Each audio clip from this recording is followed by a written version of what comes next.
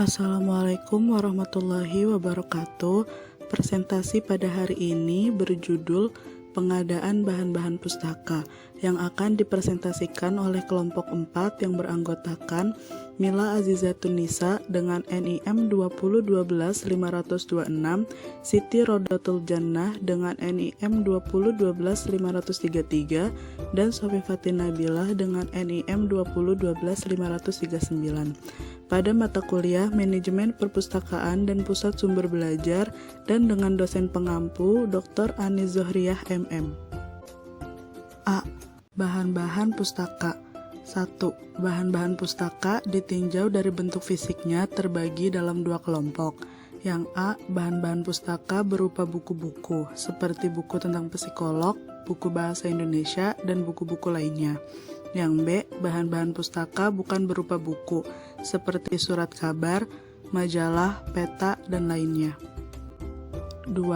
Bahan-bahan pustaka ditinjau dari isinya terbagi dalam dua kelompok. A. Bahan-bahan pustaka yang isinya fiksi, seperti buku novel, buku cerita anak-anak, dan cerpen. B. Bahan-bahan pustaka yang isinya non-fiksi, seperti buku referensi, kamus, biografi, dan lain-lain. B. Perencanaan pengadaan bahan pustaka. Secara umum, perencanaan berarti suatu proses berpikir menentukan tindakan-tindakan yang akan dilakukan pada masa yang akan datang dalam rangka mencapai tujuan yang ditetapkan sebelumnya. Menurut Pedoman Perpustakaan Perguruan Tinggi, ada beberapa sistem pengadaan bahan pustaka, yaitu yang pertama, ada pembelian dan pelangganan. Pada sistem pembelian dan pelangganan, terdapat beberapa prosedur atau tata cara, yakni pertama melengkapi serta mengecek data bibliografi bahan perpustakaan yang diusulkan.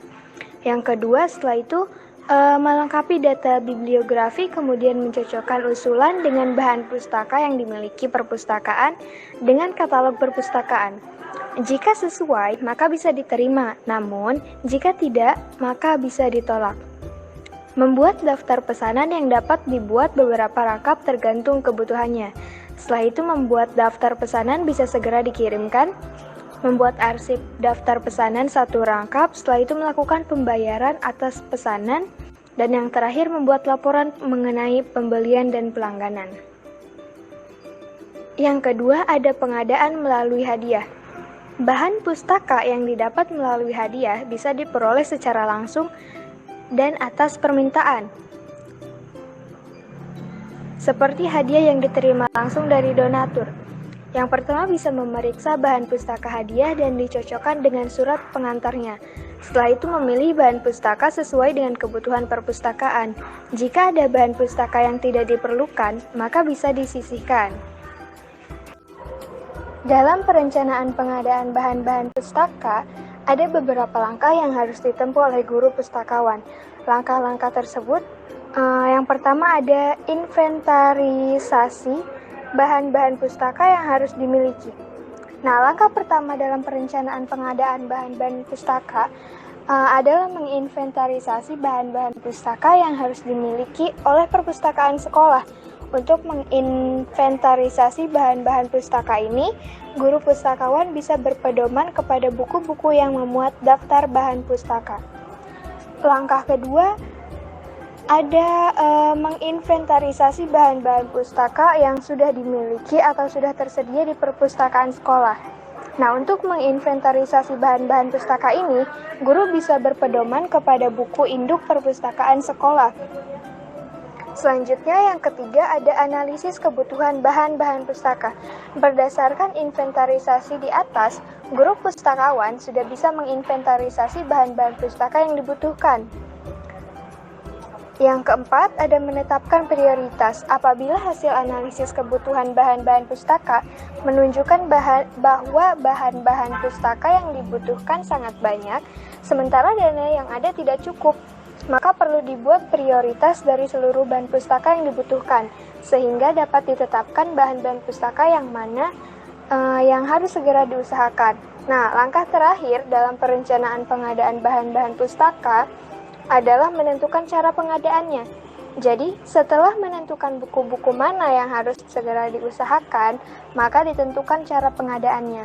Mungkin dengan cara membeli, hadiah, menyewa, atau dan sebagainya. Bagian C. Cara pengadaan bahan pustaka. Pada umumnya, bahan-bahan pustaka khususnya yang berupa buku-buku merupakan bantuan atau dropping dari pemerintah.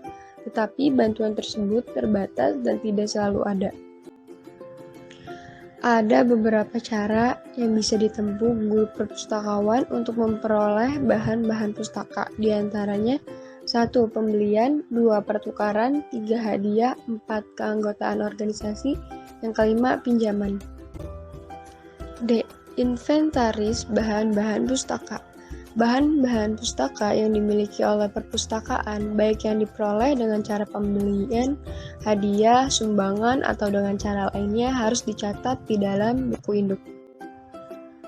Kegiatan-kegiatan yang dilakukan dalam rangkaian kegiatan inventaris bahan-bahan pustaka meliputi 1. Memberi stempel pada buku.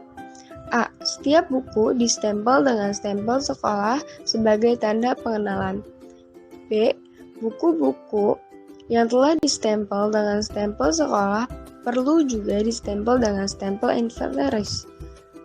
Yang kedua, pendaftaran buku-buku. Itulah pemaparan yang dapat kami sampaikan. Kurang dan lebihnya mohon maaf. Wabillahi taufiq wal hidayah. Wassalamualaikum warahmatullahi wabarakatuh.